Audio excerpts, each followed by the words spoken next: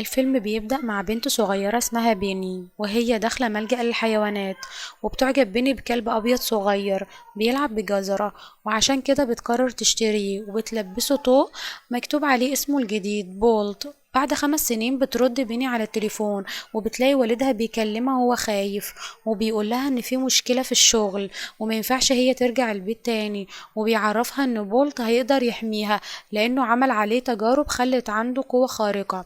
فبتاخد بين الكلب بولت وبتروح تراقب الشركة من بعيد بمنظار مكبر، وبتشوف فيديو لشخص اسمه دكتور كاليكو وهو قابض على والدها وبيطلب منه الاعتراف، لكن والد بيني بيرفض ان هو يعترف، وده بيخلي كاليكو يطلب من واحد من رجالته يروح يجيب حاجة هتخلي الدكتور يعترف. وبتمشي بيني ورا الشخص ده لحد ما بيختفي من قدامها، وفجأة بتظهر عربية وبتحاول تخطف بيني، لكن بولت بيجري على العربية بسرعة، مجرد ما بتلمسه بتتقلب العربية بسرعة وبيمسكها بولت وهو واقف ورجس. وبتسأل بين السواق عن المكان اللي دكتور كاليكو خاطف فيه والدها، فبيخاف السواق وبيعترف لها ان هو في بوليفيا، وبتهرب بين بسرعة بالسكوتر هي وبولت من الطيارات والموتوسيكلات اللي بعتهم كاليكو وراهم عشان يخطفوها. وبيستخدم بولت قوته الخارقة عشان يأذي أتباع كاليكو وبينقذ بيني، لكن أعدادهم بتبقى كبيرة جدا وبيقدروا يحاصروهم، وساعتها بولت بيستخدم النباح بتاعه الخارق ويدمرهم كلهم. لما بتدخل بيني ومعاها بولت العربية بيتضح ان كل ده تمثيل لمسلسل، وبيبدأ المخرج يراجع المشاهد وبيتعصب لما بيلاقي الميكروفون ظاهر في الصورة، وبيشرح للمساعدين بتوعه ان هو مش بيحب يعيد مشاهد تصوير الكلب، وده لان الكلب مفكر ان هو عنده قوة خارقة فعلا، ولو اكتشف الحقيقة هيبقى اداؤه مش كويس والجمهور مش هيصدق تمثيله. فبتزعله مديرة الانتاج وبتقوله ان كل اللي يهمها ان الناس ما تغيرش القناة ويفضلوا يتفرجوا على المسلسل ايا كانت الطريقة والا هترفضه. وفي اوضة اللبس بتشكر بيني كلبها اللي هو بيبقى فكر ان هو عنده قوة خارقة، وبتحط له اكل وبتلعب معاه شوية وبتحضنه وبتسيبه وتخرج بره الاوضة، وبتحاول تقنع مامتها ومدير اعمالها انها تاخد الكلب معاها للبيت، لكن مدير اعمالها بيرفض لان الكلب ممكن يكتشف انه ما عندوش قوة خارقة، وبيسيبوا المكان وبيمشوا. وبتظهر قطتين وبيتكلموا عن بولت وبيتكلموا عنه وبيقولوا ان هو ما بيخرجش من مكان التصوير ابدا، وبيبصوا عليه من فتحة السقف وبيقولوا ان هم في يوم هيوصلوا لصاحبته بيني وهينتصروا عليها، لكن بولت بيقول لهم ان هم اختاروا طريق الشر اللي هيدمرهم في النهاية. فبتقول له قطة فيهم ان الراجل اللي عينه خضرا دوت عنده خطة هينفذها وهيقتل بيني، وبيسيبوه يمشوا. وبترجع بين تصور مشاهد جديدة مع بولت تحت اشراف المخرج اللي بيبقى مركز في كل التفاصيل، وبيظهر في اخر التصوير دكتور كاليكو بعينه الخضراء ومعاه القطة بتاعته وهو بيخطف بيني، وبينتهي المشهد وبيقول المخرج لمديرة الانتاج ان هو ساب نهاية المسلسل مفتوحة عشان يعملوا جزء تاني. وفي الوقت ده بتجري بيني ورا بولت بعد ما حطوه في صندوق عشان تفهمه انها بخير، لكن مدير اعمالها بيمنعها وبيقول لها ان الكلب لازم فاهم انها في خطر ومخطوفة عشان التصوير يطلع صادق ومؤثر. اما بولت بقى بيبقى في اوضه الملابس، ومجرد ما بتفتح القطتين فتحه السقف بيهرب من المكان وبيجري على موقع التصوير، ولما بيسمع صوت بني وهي بتطلب النجدة بيحاول يوصل لمصدر الصوت دوت، بيبقى طالع من اوضه المونتاج، فبيحاول يخرج من الشباك لكنه بيتخبط في الازاز وبيقع في كرتونه وبيفقد الوعي، وبيجي عامل وبيقفل الكرتونه وبيحطها في عربيه الشحن اللي بتوصلها للمخزن في الشارع. ومجرد ما بيشوف راجل عامل ليه يقرب في الجورنال بيفتكروا ان هو دكتور كاليكو وبيجري بسرعه وبيحاول يدمر السلك بقوته الخارقة، لكنه ما بيقدرش، فبيستغرب من اللي حصل وبيعدي من فتحة، ولما بيقرب من الراجل بيلاقيه شخص تاني، فبيجري بسرعة في الشارع وهو خايف لحد ما راسه بتتحشر في سور الجنينة، وبتقف قدامه حمامة صغيرة وبتنادي على أصحابها وبيساعدوه إن هو يخرج راسه. وبعدها بولت بيسألهم إذا كانوا يعرفوا الراجل أبو عين خضرا، لكنهم بيقولوا له إن هما ما يعرفوش الشخص ده، وإن شكله بولت شكله مش غريب عنهم. وبتحاول الحمامة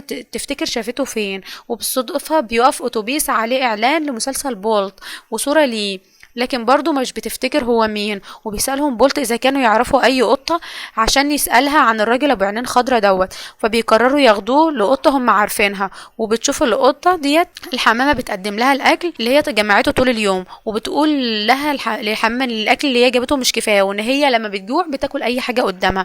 وفجأة بيهاجمها بولت وبيسألها عن مكان بيني، ولما بتحاول تفهمه هي ما تعرفش هو بيتكلم عن إيه، بيستغل الحمام الفرصة ويقولوا لبولت إن هي دي القطة اللي تعرف مكان الراجل ابو عين خضرا.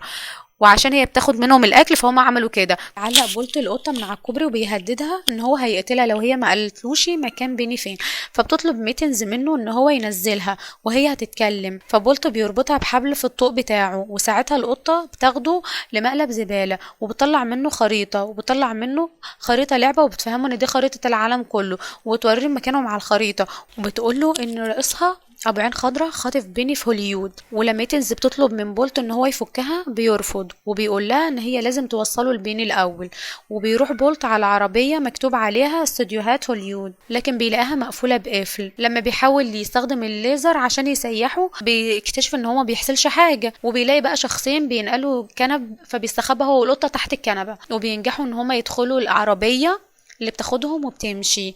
وبنرجع بقى بيني حزينة جدا على فقدان بولت، وبيدخل مدير أعمالها وبيقول لها إن هو عنده مفاجأة ليها، فبتفرح بيني لأنها بتفتكر إن هو لقى بولت، لكن هو بيقول لها إن هو ظبط لها لقاء تلفزيوني، فبتزعل لأنها مهتمة ببولت أكتر، وبتقول لمامتها إن أكيد الكلب خايف دلوقتي. وجوه العربية بقى هي بتحاول ميتنز تفهم من بولت إزاي إن هو كلب خارق، فبيقول لها إن دي معلومات سرية، فبتستفزه وبتقول له إن هو ما عندوش أي قوة خارقة، ومجرد ما بتقع على بولت المادة اللي الناس بتستخدمها في نقل العفش بينط من العربية، ولما بتنزف ايده بيفتكر ان المادة دي هي اللي بتضعفه وبتعوره، فبتمسك ميتنز حتة من المادة ديت وبتخوفه بيها، لكن بولت بينقض عليها وبيطلب منها ما تعملش كده تاني. بعد كده بيروحوا بقى لمنطقة تخييم، فبتعرفوا ميتنز ان الاكل ده هو الترياق عشان يتعالج، وتمرنوا ازاي يكسب تعاطف الناس عشان يدوله اكل. بولت في الاختبار وبيبدأ يخبط على كل الناس وبيكسب تعاطفهم، وبيجمع اكل كتير جدا لحد ما بيوصلوا العربية عايش فيها ست عجوزة عندها اسمه مستر راينو. لما بيشوف بولت بيفرح جدا وبيروح يقوله ان هو البطل المفضل ليه في التلفزيون. بيفضل راينو يتكلم عن قوة بولت الخارقة، وده بيخلي بولت يستغرب لان المفروض محدش بيشوف ده. ولما بيسأله عن بيني بيقوله انها مخطوفة، فبيقرر راينو ان هو يساعده عشان ينقذها، وبياخدهم عشان ينطوا من فوق جسر على القطر اللي هيعدي من تحتهم. فبتخاف ميتنز وبترفض انها تعمل كده وبتقول عليهم مجانين، لكن بولت بيمسك في اعلان وبينطوا من على الجسر وبينزلوا كلهم على سطح القطر، وميتنز بتبقى هتقع خلاص فبيتدخل بولت وبيساعدها. ولما بيبقى بولت هيقع بتحاول ميتنز انها تساعده، لكن راينو بيفتكر انها بتوقعه، وساعتها بقى بينقض عليها بسرعة جدا عشان ينقذه، فبيقعوا هما التلاتة من القطر.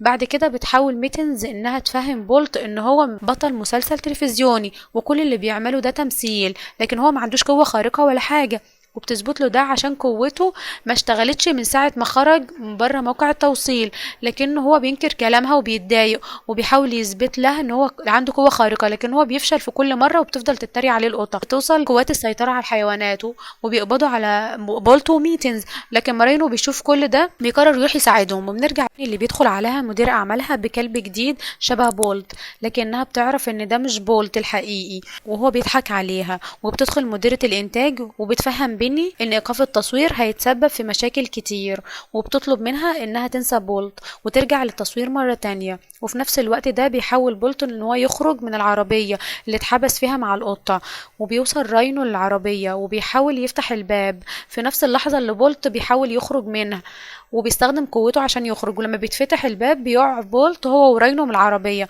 وبيفرح بولت جدا وبيفتكر ان قوته الخارقة رجعت تاني، لكن بيكتشف ان راينو هو اللي فتح الباب، فبيحزن ان بيفهم ان هو كلب عادي ما عندوش اي قوة خارقة. وبيشجعوا راينو وبيفكروا بالحاجات اللي عملها في المسلسل بتاعه، فبيقرر بولت ان هو ينقذ ميتن، وبيروحوا للمكان اللي المحبوسة فيه، وبيستغلوا ان الشرطية خرجت من الباب بعد ما سمعت صوت غريب، وبيروح بولت الميتنز عشان ينقذها، ومبتصدقش القطة ان هو رجع عشانها، ويفتح لها الباب وبيروحوا ياخدوا راينو عشان يهربوا، لكن ضابط بيشوفهم وبيبدأ يطاردهم، لكن بينجحوا في الهروب منه بعد ما بيسببوا في عمل حريقة في المكان. وما بيلاقوا في عربية شحن في الشارع بيدخلوها عشان يهربوا، وبيقول بولت الميتنز ان هو اقتنع ان هو ما عندوش اي قوة خارقة، فبتقول له ميتنز ان الافضل يكون كلب عادي لان ده شيء جميل. وبيفضلوا يلعبوا كلهم سوا وبيتنقلوا مع العربية من مكان لمكان، وبيستمتعوا بحياة الحيوانات الطبيعية اللي كلها مغامرة وإثارة من غير أي قوة خارقة. وفي يوم ميتنز بتفاجئ بولت ببيت عاملاه لنفسها ليه، وبيتفرجوا عليه وهي متحمسة جدا، لكن بولت بيفاجئها وبيقول لها ان هو لازم يرجع لبيني. فبتاخده ميتنز لإعلان المسلسل بتاعه، وبتقوله ان بيني ما بتحبهوش وان هي بتمثل عليه كده، لكن بولت بيرفض كلامها وبيقول لها ان هو هيرجع لها مهما حصل. وبتزعل ميتنز لانها بتفتكر قصتها مع اصحابها، وبتطلب من بولت ان هو يسيبها لوحدها، فبيمشي بولت وهو حزين. فلما راينو بيسأل ميتنز عن مكان بولت بتقوله ان هو راح يحارب الراجل ابو عين خضرا لوحده. فبيقول لها راينو ان هو رايح يساعد صاحبه، عشان بولت علمه ما يسيبش صاحبه في خطر. وبيوصل بولت لهوليود، وهناك بيقابل الحمام المعجبين بتوعه، فبيطلب منه يساعدوه في البحث عن بيني. فبيوافق الحمام وبيوصلوه للاستوديو اللي بيصور فيه المسلسل. وفي نفس الوقت بتوصل ميتنز وراينو لهوليود، وبيروح الموقع التصوير، وبيدخل بولت لأوضة الملابس بتاعته، ولما بيسمع صوت بيني بيشوفها وبيجري عليها عشان يحضنها، لكن هو بيتفاجئ لما بيلاقيها بتحضن كلب تاني شبهه. فبيتأثر جدا بالمشهد ويفتكر كلام ميتنز، وبيمشي وهو حزين وما يعرفش ان ده تمثيل. ولما المشهد بيخلص بتحضن بيني مامتها لانها حزينة ومفتقدة بولت الحقيقي، وبتشوفهم ميتنز وبتقرر تعرف بولت. وبيبدأ مشهد جديد من المسلسل، وبيشوف كاليكو وهو معلق بيني بحبل، وبيدخل بولت عشان ينقذها، لكن الكلب اللي بيقوم بدور بولت بيخاف وبيجري وبيتسبب في عمل حريق في المكان. وبتروح ميتنز لبولت وبتحكي له اللي هي شافته، وان بيني بتحبه جدا ومفتقداه. وفجأة بيسمع بولت صوت الحريق، فبيجري هو وميتنز وراينو، وبينجح بولت ان هو يدخل في مكان الحريق في اخر لحظة، وبيقدر يدور على بيني اللي بتفرح اول ما بتشوفه، وبتجري عليه وبتحضنه، وبيحاولوا يهربوا من المكان، وبتمسك بيني في حبل وبتمشي ورا بولت لحد ما بيوصلوا لفتحة التهوية، لكن بيني بتقع ومبتقدرش تتحرك، وبتحضن بولت اللي بيرفض ان هو يتخلى عنها. وينبح بولت بصوت عالي فتحات التهوية، وبيسمع كل الناس صوته، وبيدخل عمال الإطفاء وبينقذوهم. وبتروح مامتها تطمن عليها في عربية الإسعاف، ولما بيدخل مدير اعمال بيني مامتها بتضربه وبتقوله ان هو مطرود، وبتقرر انها بقى تتبنى بولت وميتنز وراينو، وبتاخدهم معاهم بقى في بيتها، وبيلعبوا كلهم في الجنينة وبيعيشوا بقى مع بعض. في النهاية بقى لو عجبك الفيديو ما تنساش تعمل لايك وشير وسبسكرايب للقناة.